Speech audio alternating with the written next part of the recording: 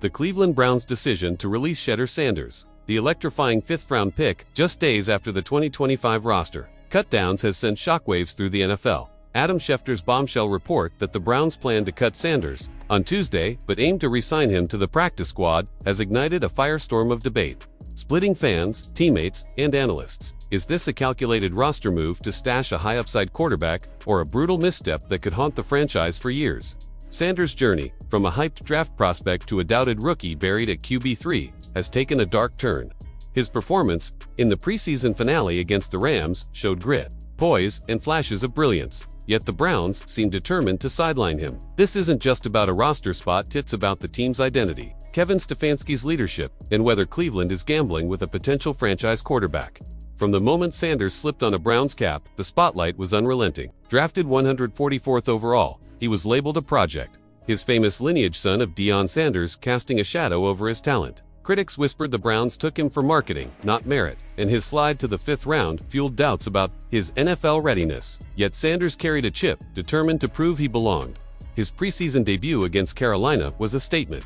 14 of 23 for 138 yards, 2 touchdowns, and a 19-yard scramble that showcased his composure. LeBron James took 2x, shutting down skeptics. Give credit and grace. But the Browns' depth chart told a different story. Sanders was pegged as QB3, behind veteran Joe Flacco and rookie Dillon Gabriel, with Kenny Pickett since traded to the Raiders also ahead before injuries. Even after Pickett's departure, Sanders remained buried, a decision that felt like a challenge to his potential. The Rams game on August 23 was Sanders' chance to silence the noise. He knew Schefter's report was looming, knew the doubters were circling. The first series showed nerve-tight footwork, deliberate reads as the Rams' pass rush tested his mettle. A 24-yard sack early in the fourth quarter highlighted his rookie growing pains, a moment where he held the ball too long, echoing college habits. But then, Sanders flipped a switch. With the pocket collapsing, he slid right and unleashed a 20-yard dart, threading it through to defenders to hit his receiver perfectly. The Browns' sideline erupted, not just for the completion, but for the fearless poise it revealed. Sanders finished 17 of 29 for 152 yards and 2 touchdowns across 2 preseason games, adding 19 rushing yards. He wasn't flawless, but he was relentless, showing the kind of fire that can't be coached. "I put in the work," Sanders said post-game, his confidence unwavering.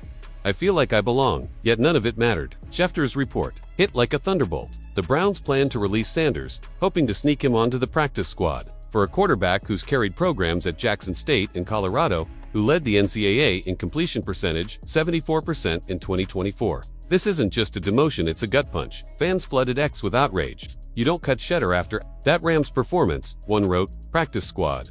This isn't Madden," another fumed. A decision split the dog pound, with some seeing it as roster math clearing space while keeping Sanders in the fold, while others called it a betrayal of talent. Inside the locker room, the mood shifted. Receivers, who praised Sanders' touch and timing in practice, were stunned. Veterans, usually skeptical of rookies, admitted he brought a spark. "It's not about cutting dead weight," one teammate reportedly said. "It's politics." Stefanski's response only poured fuel on the fire. Post-game, he sidestepped the controversy, saying, "Decisions are made in the best interest of the team." His quick exit from the presser spoke louder, betraying discomfort with the backlash he knew was coming. His handling of Sanders has been a masterclass in ambiguity. When pressed on the quarterback situation, he offered vague platitudes. "We do what the players need, and we'll make that call soon." On Sanders' arm soreness, which limited his practice reps, Stefanski said he hoped for progress but didn't expect him back soon, a tone that felt more like relief than concern. Ryan Clark called it out. "They're not giving Shedeur the reps he deserves to prove himself." Marcus Spears, Swagu, went further, questioning why a team fighting for its future wouldn't test Sanders in live games. "If you've got a potential franchise guy, why not find out?" he asked. The Browns' logic, per Schefter, hinges on investment. Sanders, a fifth-round pick, wasn't a high-stakes gamble like Gabriel, a third-rounder with a safer floor. Cleveland didn't expect Sanders to be there at 144, so they took a flyer, not a future star. But this mindset baffles analysts. If Sanders was a steal, why not develop him? His college tape, 7.4 average depth of target, 8.64% sack rate, a conservative passer who took too many hits but also delivered in clutch moments. His preseason showed growth, with quick reads and fearless scrambles. Burying him on the practice squad feels like a refusal to confront his potential, especially with Deshaun Watson sidelined for at least 4 games due to an Achilles injury. Gabriel, now QB2, has impressed with 25 of 37 for 272 yards in the preseason, but his 5 feet 11 inches frame and less dynamic style raise questions about his ceiling. Sanders, with his arm talent and charisma, could be the spark Cleveland needs. Risk is monumental. Releasing Sanders puts him on the waiver wire, where 31 other teams can claim him. Quarterback-needy franchises like the Saints, Falcons, or Cowboys could pounce, seeing a 23-year-old with Sanders' upside as a steal. If he's claimed, the Browns lose a potential franchise quarterback for nothing, a nightmare scenario for a team with a history of quarterback missteps. Mayfield, Watson, even if he clears waivers, a practice squad role could crush Sanders' spirit.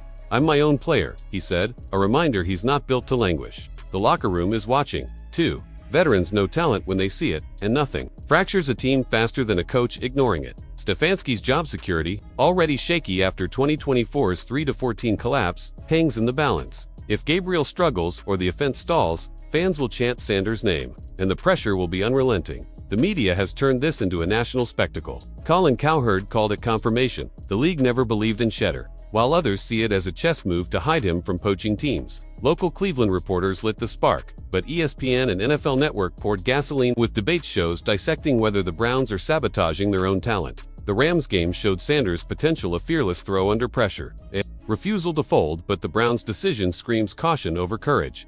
This isn't just about Sanders, it's about Cleveland's identity. Are they a franchise that trusts its eyes, or one paralyzed by politics? If Sanders thrives elsewhere, this move will haunt them, a reminder of the star they let slip away.